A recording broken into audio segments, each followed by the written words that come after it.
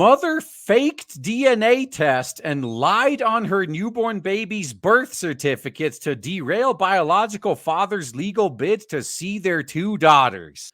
Yeah, this should be grounds for instantly losing custody. The guy should get full custody. No visitation rights for the mother. If this is not immediately struck down in the harshest way possible, it'll just keep happening. So a mother falsified a DNA test and lied on her newborn baby's birth certificate to try to derail biological dad's legal bid to see their children, a court heard. In a highly unusual case, really? You think this is unusual? Spiteful Georgina Seville is accused of misleading Kyle Fitton, 26, and his solicitors in a bid to deter him from pursuing a court claim for access to his 2 daughters. He should get full custody for this. The court heard the pair had an at times toxic relationship lasting 4 years, with Mr. Fitton moving out for good after the 25-year-old Seville fell pregnant with their second daughter. Okay, so this guy isn't the smartest himself either, because he knew she was crazy for years and still stuck it out. Are you going to learn your lesson? But prosecutor Nick Tucker said that when Mr. Fitton's legal team requested a DNA test from his ex, he sent them bogus results trying to prove the newborn baby was actually the daughter of her new boyfriend, Danny Mellows. The court heard Seville maintained a good relationship with Mr. Fitton's mother, who acted as a mediator between the pair. Oh, man. If that was my mom, still maintaining friendly relations with my crazy ex, that's grounds for a disowning right there.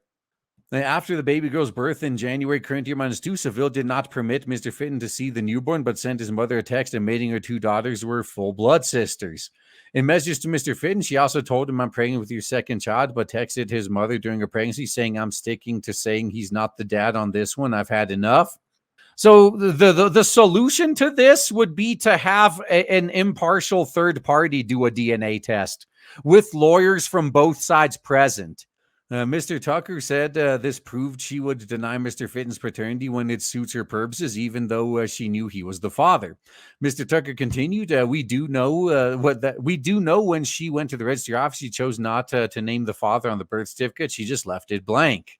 And you know how much weight a lot of these courts put to what's on the birth certificate. Like, there have been cases where a woman names a man she's never even had sex with as the father. And then years later, the father is hit with all the bills because and then when he says, like, that's not even my kid, like, oh, you had like 6 weeks after your name was put on the birth certificate to contest it and you didn't. So fuck you. I was like, motherfucker, I didn't even know. What was I supposed to do? Yeah, that's the legal system you live under. Yeah, you live under as a man.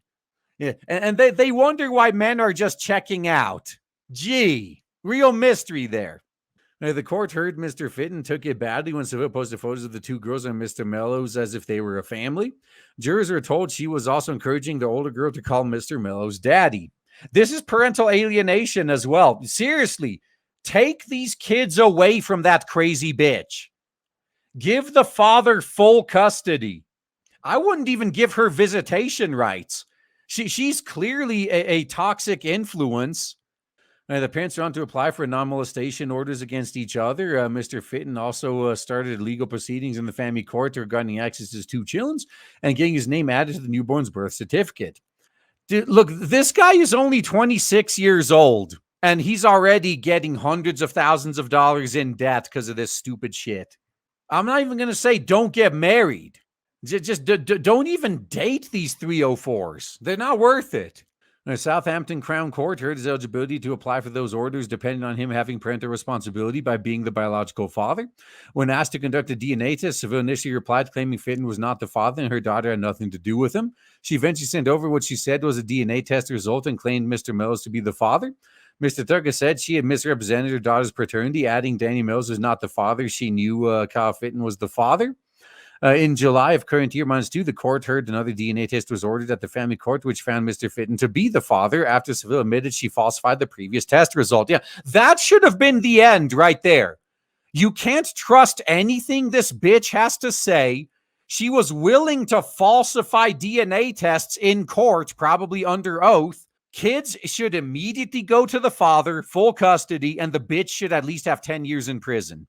Why are you treating her with kid gloves? Now, the court heard Monday. She went back to the registry office to amend the birth certificate to show Mr. Mellows was the father, which they both signed. Mr. Tucker said he wasn't the father. He must have known that, and certainly Georgina Seville knew that. Send him to prison, too. Knowing that Ka was the father, she made a false declaration to births and deaths. Knowing in so doing, she would effectively be able to show Mr. Mills that parental responsibility, whereas Fitton would not. And so, how are you going to do this, huh? How are you going to rectify this situation? Are you just going to give her a slap on the wrist? Probably. After being arrested, the court heard Seville told officers Biagi didn't mean anything, that she'd provided a made-up DNA test to save herself some cost and get Mr. Fitton off my back.